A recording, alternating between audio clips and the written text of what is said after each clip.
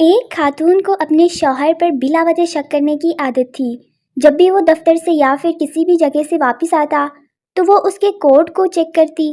اگر ایک بھی بال نظر آ جاتا تو پھر تو بیچارے شوہر کی شامت ہی آ جاتی تھی۔ ایک دن شوہر دفتر سے گھر آیا، اس نے اس کے لباس کو پوری طرح چیک کیا لیکن کچھ بھی نظر نہیں آیا۔ اچھا، اس نے منہ بسوڑتے ہوئے کہا، اب تم نے گنجی عورتوں کے ساتھ بھی دوستی کرنی شروع کر دی ہے۔ ایک ڈاکٹر ہسپتال سے بہت افسردہ گھر لوٹا۔ بیوی نے پوچھا، کیا بات ہے، خیریت تو ہے؟ ڈاکٹر، آج ہمارے وارڈ کی چھت گر گئی اور سارا عملہ جاں بحق ہو گیا۔ میں 5 منٹ کے لیے سگریٹ پینے باہر گیا تھا اس لیے بچ گیا۔ بیوی، اللہ رحم کرے، اس کا شکر ہے آپ بچ گئے ہیں۔ ڈاکٹر، سرکار نے مرنے والوں کے گھر والوں کو 50 لاکھ دینے کا اعلان کیا ہے۔ بیوی، آگ لگے اس سگریٹ کو، 1000 بار کہا ہے نہ پیا کریں۔ ایک چالاک اور تیز لڑکی کی اپنے آفس کے مینیجر سے بہت بے تکلفی تھی۔ ایک دن وہ اپنے مینیجر کے کمرے میں گئی اور کہا، سر جی، آج شرٹ تو آپ نے بہت زبردست پہنی ہوئی ہے۔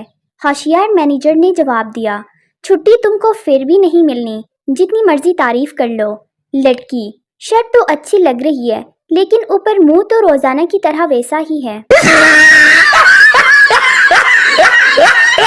گل خان کے گاؤں میں ایک رپورٹر آیا جو کہ ان کے رہن سہن اور روایات پر ایک آرٹیکل لکھنا چاہتا تھا۔ گل خان نے اس رپورٹر کو بتایا، ہم لوگ باہمی بھائی چارہ اور امن پر یقین رکھتے ہیں۔ رپورٹر، خان، اگر کوئی آپ کی شان میں گستاخی کرے اور پھر معافی مانگے تو کیا آپ اسے معاف کر دیں گے؟ گل خان، معاف کرنے والی ذات تو اللہ کی ہے، ہم تو بس اسے وہاں تک پہنچا دیں گے۔ مولوی صاحب نے اپنی محبت کا انجام اپنے ایک دوست کو بتایا۔ انہوں نے کہا کہ وہ بہت حسین تھی اور مجھے بہت پیاری لگتی تھی۔ پچھلے جمعے کو میں اس کے گھر کے آگے گیا اور وہ بھی اتفاقاً دروازے پر آئی۔ میں اسے دیکھ رہا تھا اور وہ بھی مجھے دیکھ رہی تھی۔ وہ قریب آئی تو میں نے بھی ہمت کی اور آہستہ سے کہا، چندا۔ وہ مسکرائی تو میں بھی خوش ہو گیا۔ وہ اندر چلی گئی اور واپس آئی اور میرے ہاتھ پر 100 روپے رکھ دیا۔ میں نے حیرت سے پوچھا، یہ کیا ہے؟ وہ مسکرا کر بولی، آپ نے چندہ مانگا تھا۔ چند سال پہلے کی بات ہے، ایک سردار کے گھر میں پہلی بار ٹی وی آیا۔ گھر کے سبھی لوگ ٹی وی پر پروگراموں کے علاوہ ٹی وی پر آنے والے اشتہارات بھی بڑے شوق سے دیکھتے تھے۔ اس زمانے میں ٹی وی پر سر درد سے نجات دلانے والی گولی کا اشتہار آتا تھا، جس میں ایک خاتون دکھائی جاتی تھی جس کے سر میں درد اٹھتا تھا۔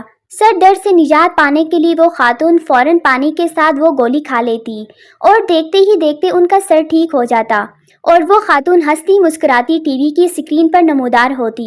ایک روز سردار کے چھوٹے بیٹے کے سر میں درد ہوا تو ماں نے اسے ٹی وی والی گولی کھانے کو دی۔ گولی دیکھتے ہی بچہ بولا، امی یہ گولی تو بیکار ہے، ٹی وی والی آنٹی کئی مہینوں سے یہ گولی کھا رہی ہے اور ان کا سر درد ابھی تک ٹھیک نہیں ہوا۔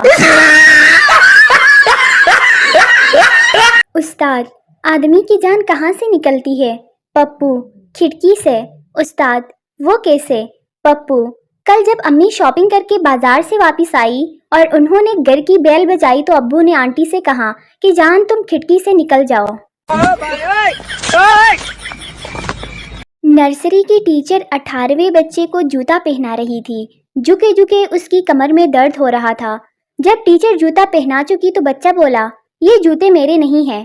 ٹیچر کا جی چاہا کہ رو پڑے مگر اس نے خود پر قابو پا کر بچے کے جوتے اتار دیے۔ بیچاری نے ابھی اپنی کمر سیدھی ہی کی تھی کہ بچہ بولا، یہ جوتے میرے بھائی کے ہیں مگر امی نے کہا تھا آج تم یہی پہن کر چلے جاؤ۔ ایک پاگل ہر وقت بولتا رہتا تھا، گلیل بناؤں گا اور چڑیا کو ماروں گا۔ ایک دن اس کو پاگلوں کے ڈاکٹر کے پاس لے گئے اور اس کا علاج ہو گیا۔ ڈاکٹر، اب کیا کرو گے؟ پاگل، شادی کروں گا، نوکری ڈھونڈوں گا اور گھر بساؤں گا۔ ڈاکٹر، بہت اچھے، پھر کیا کرو گے؟ پاگل، بچوں کو اچھے اسکول میں بھیجوں گا، ان کا برتھ ڈے مناؤں گا، نکر اور شرٹ گفٹ کروں گا۔ ڈاکٹر، گڈ گڈ، پھر؟ پاگل، ان کی نکر سے لاسٹک اٹھاؤں گا اور اس سے گلیل بناؤں گا اور پھر چڑیا ماروں گا۔ ایک محکمہ نہر کے سرکاری آفیسر نے ایک شخص کو نہر میں ڈوبتے دیکھا تو بولا، تمہیں معلوم ہے یہاں تیرنا یا نہانا منع ہے؟ آدمی، لیکن میں تو ڈوب رہا ہوں۔ آفیسر، چلو پھر ٹھیک ہے۔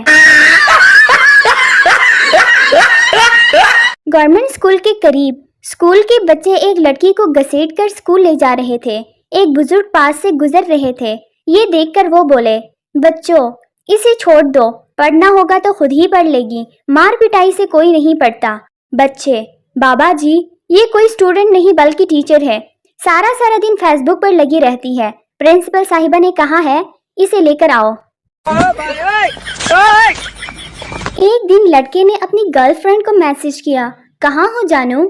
لڑکی نے جواب دیا، میں اس وقت پاپا کی نئی BMW میں بیٹھ کر کلب جا رہی ہوں، وہاں سے ایک 5 اسٹار ہوٹل میں ایک تقریب میں شرکت کرنی ہے، اس لیے میں تم سے شام کو بات کروں گی۔ ویسے تم کہاں ہو؟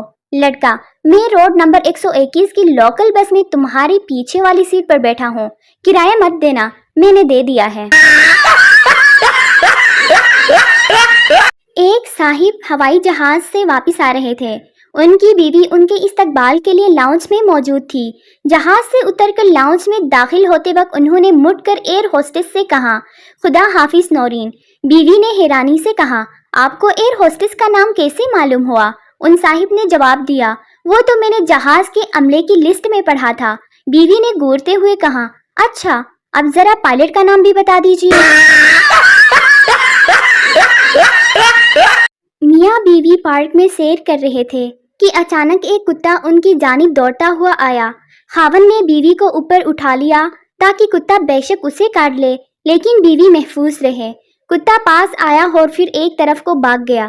خاوند نے بیوی کو نیچے اتارا، اس کا خیال تھا کہ بیوی اس کی تعریف کرے گی، لیکن بیوی نے چلا کر کہا، لوگ کتے کو بھگانے کے لیے پتھر مارتے ہیں، لیکن تم عجیب آدمی ہو جو کتے کو بھگانے کے لیے اپنی بیوی کو ہی اس پر پھینکنے لگے تھے۔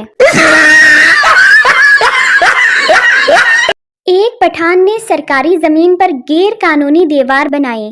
کسی نے مشورہ دیا کہ کچھ ایسا کرو کہ دیوار پرانی لگے۔